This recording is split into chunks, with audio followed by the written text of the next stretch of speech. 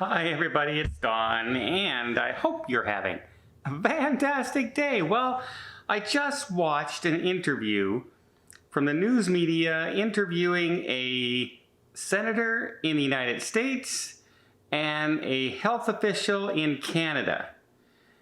And I just want to go over the weirdness of the logic in some cases when you talk to health officials.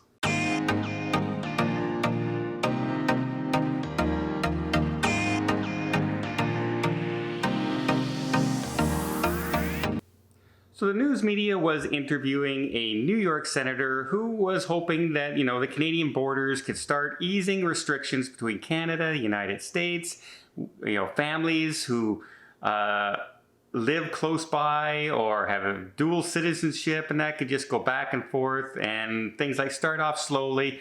Now the United States is almost vaccinated quite well, and Ontario's first doses are out pretty well.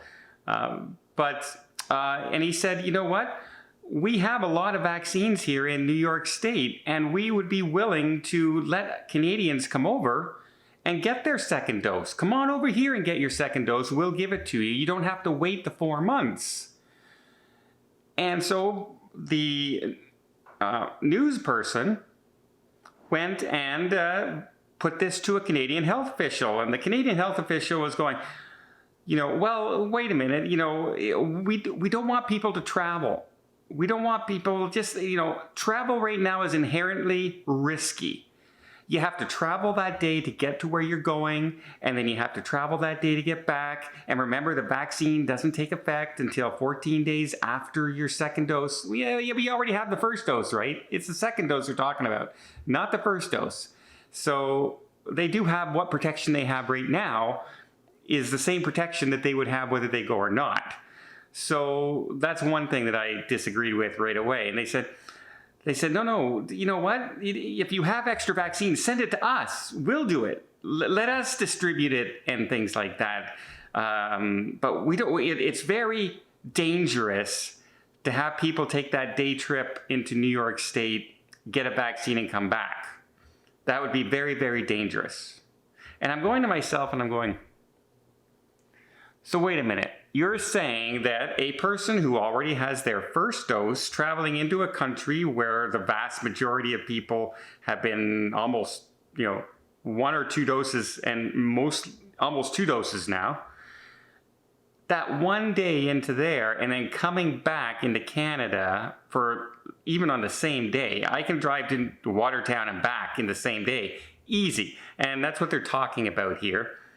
So a single day trip to get your vaccine and come back is more dangerous than waiting 3 more months in Canada to get my second dose, where I can, I'm interacting with people, I'm going to work, I'm going to the shopping and doing my groceries, I'm filling up at the gas stations, I'm walking in the park, I'm doing everything we're allowed to do, is more dangerous than a single one-day trip into the United States and back.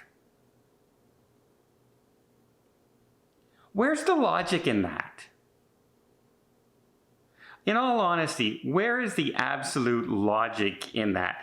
Every day, we have thousands upon thousands of people landing at the airports in Canada. We have thousands of people crossing the borders. There's about 5,000 trucks that crosses the border from Canada to the United States every single day. But they're essential services. We need those products, right? We need that fuel. We need those products. We need that food. So you're telling me that a few thousand Canadians take a one-day trip in the United States just to get a vaccine and come back is more dangerous than those thousands of Canadians waiting around for another 3 months for their second dose. Is that really what they're trying to tell me is more dangerous? Tell me how that makes any sense. Now, I know the very first thing when you talk to a health official in Canada, and probably the same in the United States, whenever they're talking about the way that the disease is transmitted and all that is through contact. So we have to We have to limit contacts. That's why we have curfew. And that's why we have stay-at-home orders. And that's why we've closed hairdressers and nail salons and movie theaters and restaurants and your hardware store and your gift store. And we've done all. That's why we had parks closed and playgrounds closed and swimming pools closed and beaches closed. That's why we closed everything, because we don't want people to move. We want them to be stationary until this is over, is what they're telling us. Do not go, do not move, stay at home, do not see people, do not leave your house, do not do anything. Only in emergencies, like getting food to survive, should you be leaving your house. Those are the things they're telling us to do. And here we have a state that just said, you know what, come over here, we'll give you your second dose. Right now, Canada is at about 4% of their second doses. Can you imagine if we can send 1 million Canadians to the United States for their second dose right now? That number automatically jumps from 4% to 10% in that time span. But no, it's too dangerous, everybody. And if you're telling me, well, how do we know that they're just going there for that? Well, you have to show your passport when you come through. And you can just register that you got a vaccine appointment, you register that you're going there, and then you show them on your way back. And if you show that you got a vaccine from a spot and it was 5 days ago, you don't get across the border. You have to quarantine for 14 days. Simple. People will just gladly go for the day and get their vaccine dose to get this over with, to end the lockdowns, to end the pandemic, to end the restrictions, to get people back to work, to get schools reopened, to be able to go on your boat, to be able to go to your own cottage, to be able to drive to your mother's grave in a different province. Because all that you can't do right now. Because apparently it's more dangerous to take that 1-day trip to get your second dose of the vaccine than it is to stay around here for 3 more months to get my second dose.